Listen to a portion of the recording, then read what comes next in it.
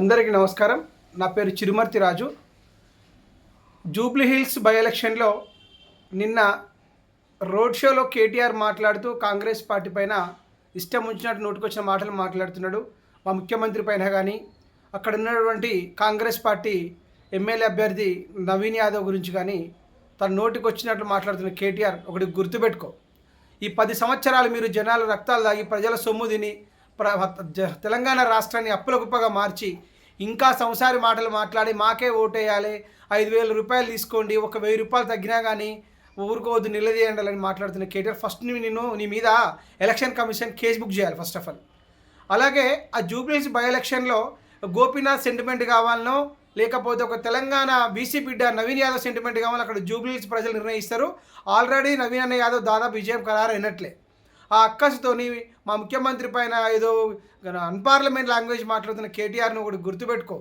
ఏ మొహం పెట్టుకో మీరు జూబ్లీహిల్స్కి వెళ్తే ఓట్లు అడుగుతున్నారు మీ బీఆర్ఎస్ పార్టీకి సంబంధించిన నాయకులు కానీ మీరు కానీ. ఈ 10 సంవత్సరాలు మీరు చేసిన మోసాలు, మీరు జూబ్లీహిల్స్లో ఎవరికైనా డబుల్ బెడ్రూమ్ ఇచ్చిరా, దళిత బంధు ఇచ్చిరా, 3 ఎకరాల భూమి ఇచ్చినారా, కేజీపీతో అమలు చేసినారా, ఎస్సీ ఎస్టీ మైనార్టీకి రిజర్వేషన్ ఇచ్చినారా? ఏ మొహం పెట్టుకొని మీరు ఓట్లాడుతున్నారు? ఇంటికో ప్రభుత్వ ఉద్యోగం అన్నారు, ఆ ఉద్యోగం ఇచ్చిరా? దళిత ముఖ్యమంత్రి అన్నారు, దళిత ముఖ్యమంత్రి మీరు చేసిరా? మీకు ఓట్లు అడగడానికి జూబ్లీహిల్స్కి వెళ్ళి ఓట్లు అడగడానికి సిగ్గు శరం ఉండాలని సందర్భంగా మిమ్మల్ని అడుగుతున్నాను నేను. అలాగే దాంతోపాటు అక్కడ నవీన్ యాదవ్ రౌడీ షూటరు, నవీన్ యాదవ్ పెద్ద ఇది అని మీరు అబద్ధాలు ప్రచారం చేస్తున్నారు. మీరు మీకు సంబంధించిన నాయకులు మిగతా ఎమ్మెల్యేలు కూడా మీరు గుర్తుపెట్టుకోరు. నవీన్ యాదవ్ అని అంటే మీకు భయం. అక్కడ నవీన్ యాదవ్ అంటే ఒక బీసీ ముద్దుబిడ్డ. ఆ బీసీ ముద్దుబిడ్డ గెలవడం మీకు మీ పార్టీ వాళ్ళు కూడా ఏమాత్రం ఇష్టం లేదు. ఆయన ప్రజాసేవకుడు, ఉన్నత విద్యావంతుడు.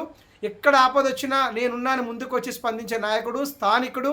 అక్కడ ఎంతోమంది పెళ్ళిళ్ళు చేసిండు, ఎంతోమంది కష్టం వస్తే వెళ్ళిండు, అక్కడ ఆపద ఉంటే ఆదుకున్నాడు, అన్నంలోకి అన్నం పెట్టిండు. పేదవాళ్ళు ఉంటే చదువుకోని పరిస్థితుల్లో ఉంటే ఎంతోమంది చదివించిన ఘనుడు నవీన్ యాదవ్ అన్న. అక్కడ స్థానికులకు తెలుసు, అక్కడున్న ప్రజలకు తెలుసు నవీన్ యాదవ్ ఎలా అంటాడని. మీరు డిసైడ్ చేస్తే కాదు కేటీఆర్. మీలాగా మీ 10 సంవత్సరాలు ఎవరైతే మీ మీద అప్పుడు మీరు అన్ని అరాచకాలు చేస్తుంటే మిమ్మల్ని ప్రశ్నిస్తే మా పైన దాడులు జరిగినప్పుడు మీలాగా రౌడీ చేసే పార్టీ కాంగ్రెస్ పార్టీ నైజం కాదు, కాంగ్రెస్ పార్టీ రీతి కాదు. అలాగే మీరు ఇంకేం చేస్తున్నారు? మా ముఖ్యమంత్రిని పట్టుకొని ఏదేదో సోది మాటలు మాట్లాడుతున్నారు కేటీఆర్. అక్కడ జూబ్లీహిల్స్లో ఖచ్చితంగా గెలిచేది నవీన్ యాదవే. తెలంగాణ రాష్ట్ర ప్రజలకు తెలుసు మీరేందో. దానితో పాటు అక్కడ జూబ్లీహిల్స్ నియోజకవర్గం పబ్లిక్ పూర్తిగా తెలుసు. అక్కడ గోపీనాథ్ సెంటిమెంట్ అవసరం వస్తుందో, నవీన్ యాదవ్ అవసరం వస్తుందో వాళ్ళు డిసైడ్ చేస్తారు. మీరు నోటికి వచ్చినట్టు ఏది పడ్డది అది మాట్లాడితే మేము కాంగ్రెస్ పార్టీ మేమేం ఊరుకోము. మీకేమైనా అయితే మీరు రండి, మీ పక్కనే మా జనతా గ్యారేజ్ ఉంది, తెలంగాణ గ్యారేజ్ ఆ గ్యారేజ్ ఉంది, సోది మాటలు మాట్లాడుతున్నావు.